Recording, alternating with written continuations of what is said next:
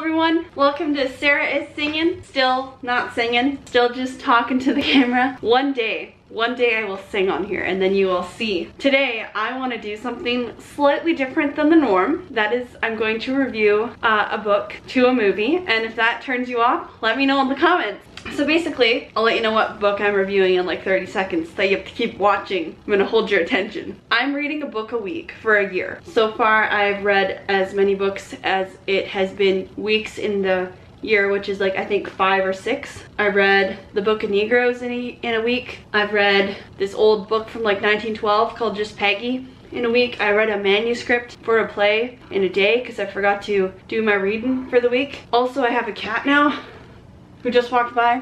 This is Misty, by the way. She's 14 years old, and she's not part of the video, but she is very loud. So if you hear her like, meow, like that. If you hear her yelling, she's just hanging out. She's just very vocal, so just, yeah. The book I'm going to review for you today is this one, Tarzan of the Apes, which I read in a week. Okay, that's one of my books that I've read. I wanted to talk about this book and I wanted to talk about the movie and the differences between them, the similarities, things that I liked in the movie and didn't like in the book, things I liked in the book, didn't like in the movie. So one of the biggest things I would say about this to start off with is that I found it really interesting how they did have the same opening of Tarzan was adopted by, okay, by the way, if you're having a problem and you're like, spoiler alert, guess what? This book came out like 100 years ago. So you've had 100 years to read this book before I reviewed it on my channel, okay? So get over yourself and shut off the video if you don't want to have spoiler alerts for a video that came out in like 1912. Basically, something that I really like that happened in the movie and in the book is that this mother ape, her baby died. And so she adopts Tarzan and like they bond really well and definitely like are super together, right? And I really like that the movie actually put that in there because it's the only reason that ape actually loves the little guy, and the only reason why he doesn't die is because she's like, I'm his mom, and she protects him for like the 12 years that he takes to mature into like kind of somebody who can kind of protect himself rather than all the other apes who can protect themselves at age 1, right? So that's really good. They kept that in there. And something, no, don't knock the candle. Something that I didn't really love about the movie that the book had was that Tarzan at age 13, 12, like that area, he found his old cabin, right? And he didn't really have that conflict of like, what's going on? Am I a man or a beast? He just was kind of like, oh yeah, I'm different by a bit. And he found an old picture book that he had. And so he started learning how to read. He literally taught himself how to read years before Jane came. You're shaking the camera, my girl. Years before Jane comes, he's learned to read. He's proficient, he can write. All the other apes can't, and then he ends up managing to become the leader of the apes because he has a knife, but he's still an ape. So he can't speak English, but he can write English, which I find way more interesting than that, like the theory that, like I know they have a montage in Tarzan the movie. I'm talking about the Disney version, by the way. Like I don't remember the other version well enough to really talk about it. And that version I'm pretty sure had him going back to England. In the Disney version, they just have a montage of Jane and him. Oh, it's good. It's a good song by Phil Collins. What's the song? Just give me a minute. Oh, I wanna know, can you show me? I wanna know about these strangers like me. Tell me more, can you show me? Something's familiar about these strangers like me. It's a great song, but it's not really logical that Tarzan can learn to read and write and talk and everything at age like 20 years old, because that's not how humans work. We need to learn language in the first 5 years or else it's really difficult for us.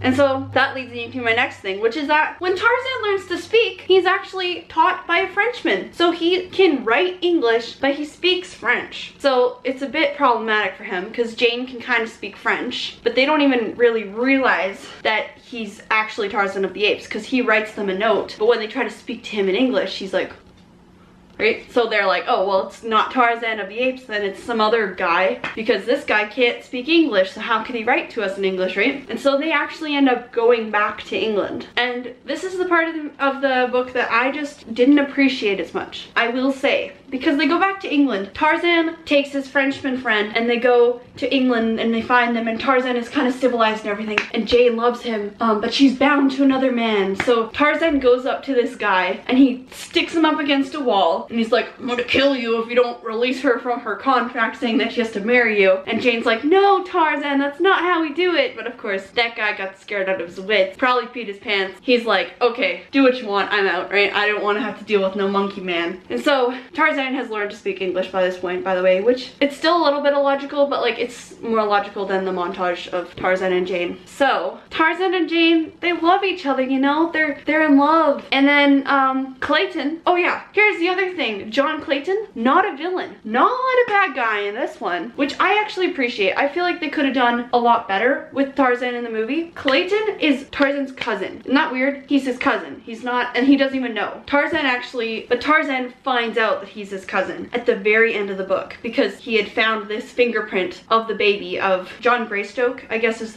his dad's name. And there was in his little journal, John Greystoke's journal that he wrote in before he died, there was a fingerprint of the little baby Greystoke, right? So they took that to the FBI and they find out, hey, Tarzan is Lord Greystoke, so he would get all this property. His cousin inherited it because he had died and everyone thinks that he's dead. So if he says, I'm Lord Greystoke, his cousin loses everything, he gets to be king over everything. And then Jane's feeling all conflicted because, like, this is like the last like 5 pages of the book. Jane's feeling conflicted because, oh, he's a monkey man, he doesn't really know anything about society, and John Greystoke loves me. And John Greystoke, great guy, okay, I'm not bashing him, but his name, the name of the book isn't John Greystoke or John Clayton. I guess his name's Clayton. It's not Clayton of the People, it's Tarzan of the Apes, okay? And the book ends with Tarzan finding out that he's Lord Greystoke, and then Clayton's like, so what did you find out? Who are you? And then Tarzan's like, I'm nothing, I'm just a worthless human, or something like that. Like, let me see if I can quote it. Oh yeah, so Clayton asks him, if it's any of my business, how the devil did you ever get into that bally jungle? And then Tarzan says, I was born there. My mother was an ape,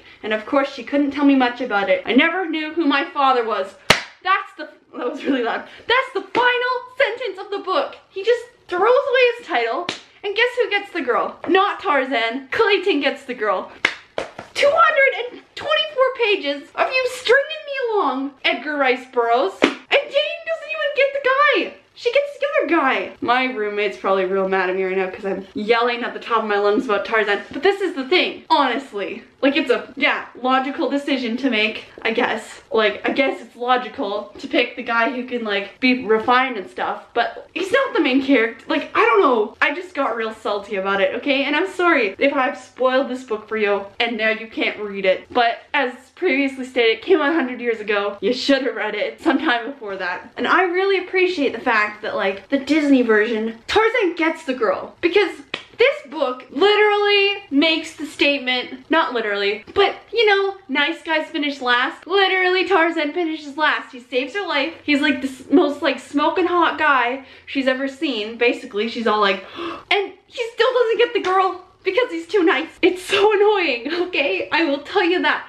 I love this book. Like, I recommend it. Read it. If you haven't already read it, read it, and you won't have a big letdown like I did, because I thought Disney is not gonna mess it up. Disney's not gonna lie. Disney lied to me. Disney spared me from the horrible truth of how this book ends. Literally the worst. Tarzan saves her from one engagement, and then she immediately gets engaged to another guy that isn't Tarzan, and she still loves Tarzan. The audience isn't even assured that she made the right decision. So I don't know. I suggest read this book and then just enjoy it for what it is, and then when you're ready to put your broken heart back together, you can go and watch real Tarzan, okay? The Disney Tarzan, the Tarzan that doesn't rip you to shreds in 224 pages, okay?